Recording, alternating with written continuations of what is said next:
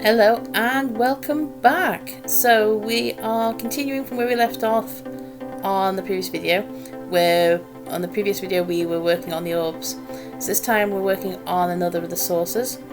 So this one, as with the first saucer, has taken damage, but this one isn't crashing. It's taking some, will take some damage, but is actually fleeing the area. And hope the idea being that it's able to escape. So one of the things I started mentioning in the previous video, but ran out of time because the video was already recorded and I was narrating over it as I am now, is the situation with the ships. So these ships are manned ships, so they would have a 1 or 2 man crew, while the orbs are not. They are controlled, so they have like a control source in the center. So you may notice in some of the orbs, when I fly around or when I was originally building them, that I've placed a sea lantern in the center and have stuff surrounding it. The idea is that is the control center. So when they crash or take significant damage, that is automatically destroyed. It's built into it because the basic beings that have the orbs don't want the saucer people to get that technology, because if they had that technology they would be able to do unmanned ships as well, which would be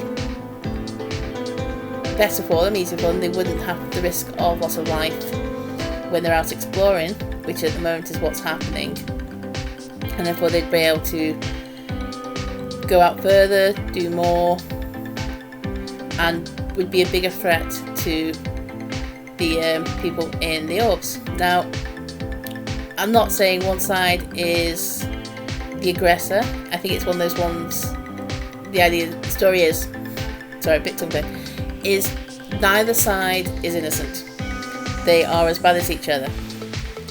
Think somewhere along the lines, either one's bumped into the other one first and it's been shoot first, ask questions later, or maybe they were allies at one point and something's happened causing the relationship to break down. I haven't decided yet. This is all open to interpretation. I think I'll probably leave that as is, so people can make up their own story. So yeah, so this one is gonna be flying away from the battle, hence why it's facing the opposite directions to the others. So just on a little bit of a side note, so this is the final build I've done here this time round. So it's going to be a little bit interesting when I do come back here in a few weeks' time, because since returning to the overworld, somebody has messaged me about the previous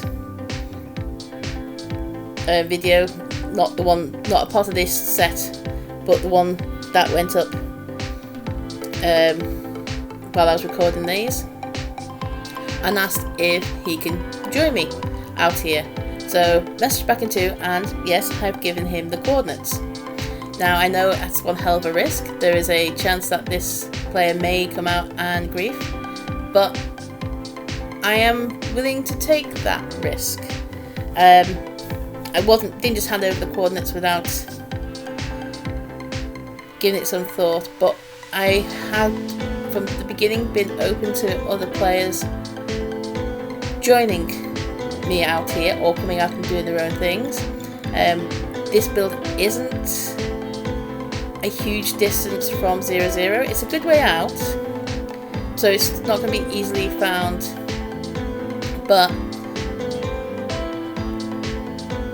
it's not far enough to never be found. Anyway, so we need to now do some damage to this, so as always, get the TNT out. I do enjoy doing that. So yeah, so hopefully when I come back there'll be maybe some extra builds, or we may find the entire place griefed.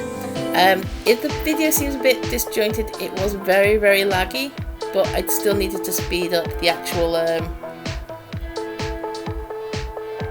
recording because I'm not very fast and it would have taken forever. So yeah.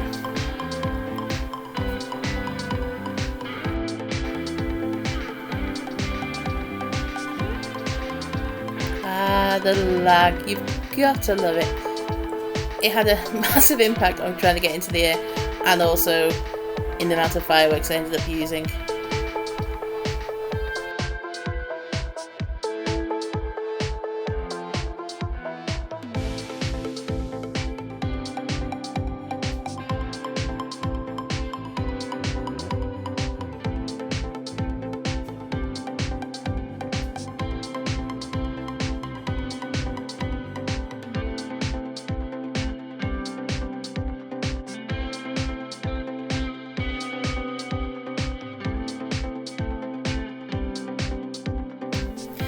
Okay, so I think I'm done for this time.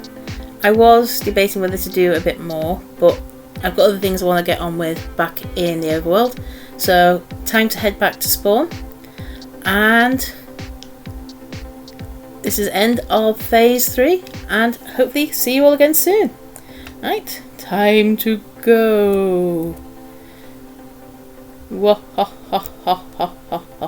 Sorry, having a little bit of a manic moment. Alright, see you later guys. Bye.